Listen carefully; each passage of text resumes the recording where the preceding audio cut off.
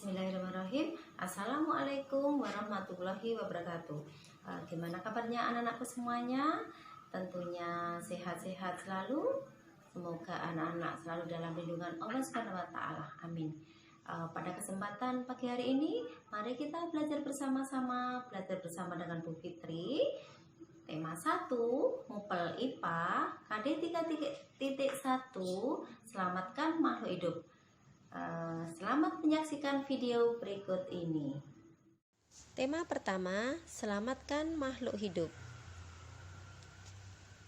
Pembelajaran pertama, perkembangbiakan tumbuhan secara generatif. Perkembangbiakan generatif adalah perkembangbiakan yang terjadi melalui peleburan sel kelamin jantan dan sel kelamin betina, atau perkembangbiakan secara kawin. Alat perkembangbiakan tumbuhan adalah bunga. Bunga memiliki benang sari dan putik, di mana benang sari sebagai alat kelamin jantan dan putik sebagai alat kelamin betina. Di sini ada gambar bunga sepatu. Bunga sepatu merupakan bunga yang sempurna karena terdiri dari bagian-bagian bunga. Ada tangkai, ada kelopak, ada mahkota, ada benang sari, ada putik. Mari kita perhatikan bagian proses perkembangbiakan generatif. Pertama, terjadinya peristiwa penyerbukan. Apa anak-anak kemarin penyerbukan? Penyerbukan yaitu peristiwa jatuhnya serbuk sari ke kepala putik. Setelah terjadi penyerbukan, terjadi peristiwa pembuahan, yaitu serbuk sari melebur dengan sel telur. Setelah terjadi pembuahan akan menghasilkan sigot. Sigot tumbuh menjadi embrio atau tunas tumbuhan. Tunas tumbuhan tadi berada di dalam buah. Setelah biji ditanam akan tumbuh menjadi tumbuhan baru. Tumbuhan baru yang kecil akan tumbuh menjadi tumbuhan dewasa. Tumbuhan dewasa akan berbunga dan akan menghasilkan biji kembali. Nah, sekarang kita belajar tentang macam-macam penyerbukan.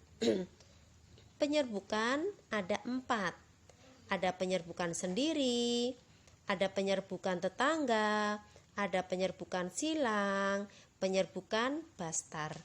Penyerbukan sendiri adalah serbuk sari jatuh di kepala putik pada bunga yang sama. Penyerbukan tetangga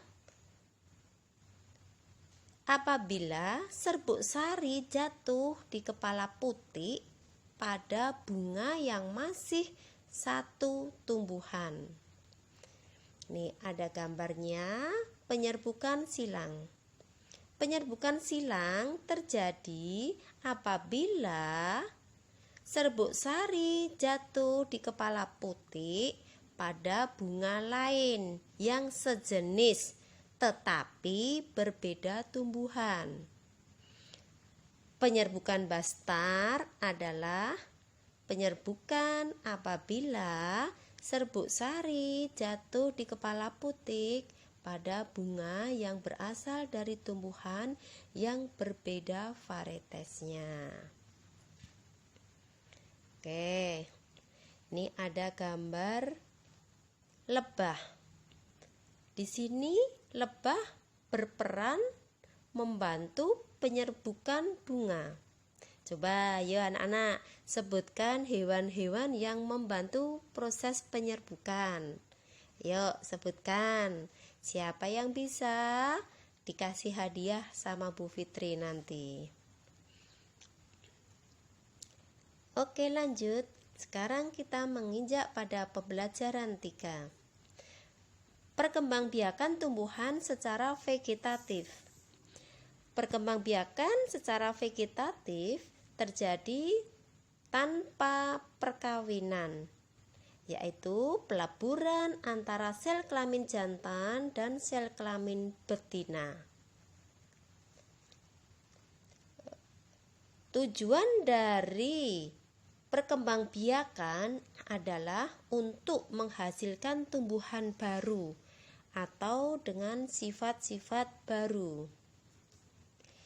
Perkembangbiakan vegetatif dapat terjadi secara alami maupun buatan.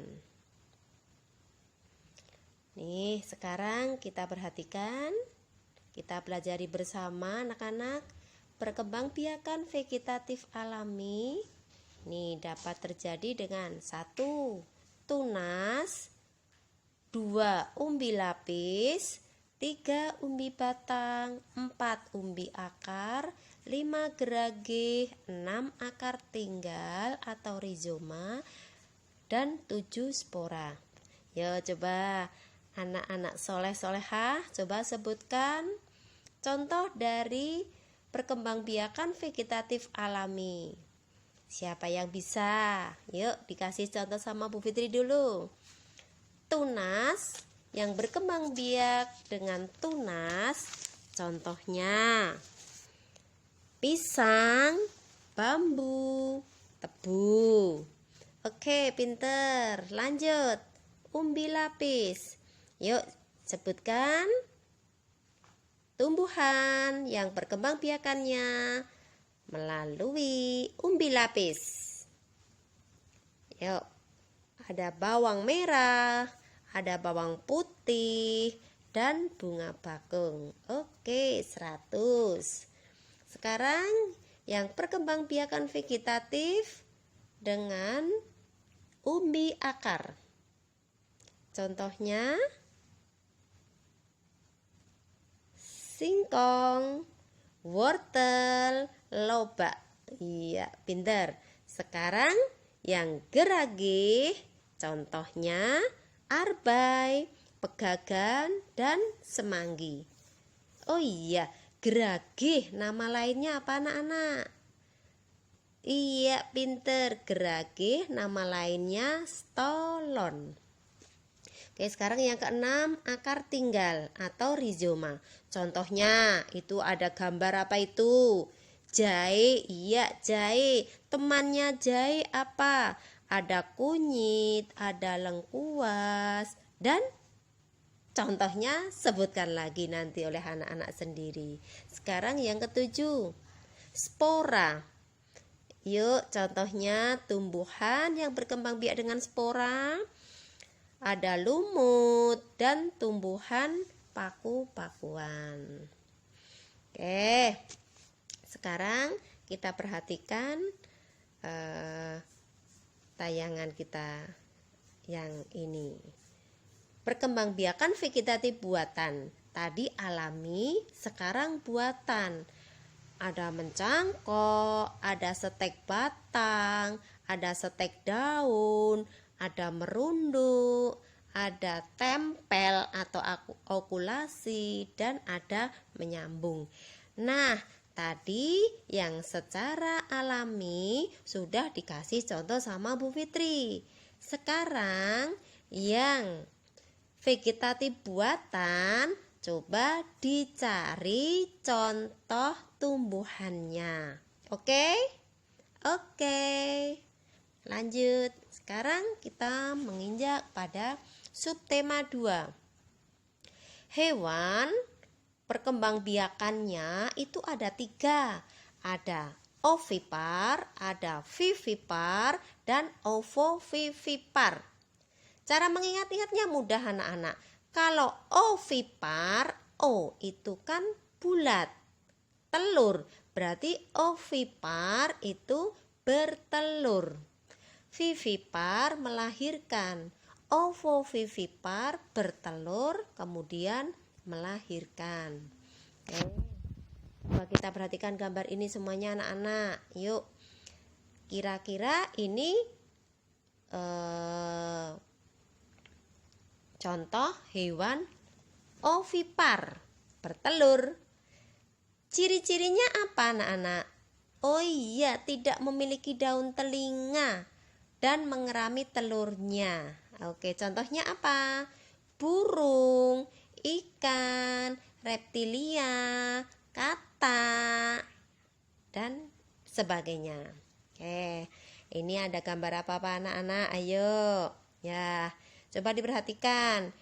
Ini berkembang biaknya dengan cara vivipar atau melahirkan. Cirinya apa anak-anak? Oh iya, pinter, mempunyai daun telinga dan tubuhnya ditutupi rambut.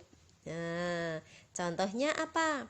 Ada kelinci, sapi, kucing, kambing, lumba-lumba, dan landak. Oke, ini gambar kuda laut. Hewan ovovivipar itu bertelur kemudian melahirkan. Tidak memiliki ciri-ciri khusus. Nah, contohnya ada ikan hiu, kuda laut, dan platypus. Oke, sekarang subtema 3, pelestarian hewan. Keberadaan hewan dan tumbuhan sangat penting dan harus kita lestarikan. Untuk apa anak-anak? Supaya tidak punah. Karena kalau tidak dipelihara keberadaannya, nanti lama-kelamaan akan punah. Contohnya dinosaurus. Kita tidak bisa melihat sekarang dinosaurus hanya dari cerita dan film-film, karena dinosaurus sudah punah. Makanya hewan-hewan harus kita lestarikan keberadaannya biar tidak punah. Yang kedua, dapat dimanfaatkan oleh manusia sebagai bahan makanan. Yang ketiga, menjaga keseimbangan ekosistem antara produsen dan konsumen. Yang keempat, dapat dimanfaatkan sebagai sumber belajar untuk mengembangkan ilmu pengetahuan. Nih contohnya, upaya-upaya yang dapat dilakukan untuk melestarikan hewan apa saja? 1. Memahami pentingnya pelestarian hewan seperti cara merawat kebersihan dan kesehatan hewan. Yang kedua, membuat tempat penangkaran untuk hewan langka. Yang ketiga, tidak melakukan perburuan liar dan jual beli hewan langka. Lanjut nih, orang hutan itu merupakan hewan yang dilindungi karena keberadaannya langka. Menjaga dan melindungi hewan langka merupakan kewajiban seluruh warga negara Indonesia. Demikian tadi anak-anakku semuanya, pembelajaran IPA kali ini tema 1, selamatkan makhluk hidup. Sampai jumpa. Demikian tadi video dari Bu Fitri. Pembelajaran kita pada pagi hari ini, Mupel IPA KD 3.1, selamatkan makhluk hidup.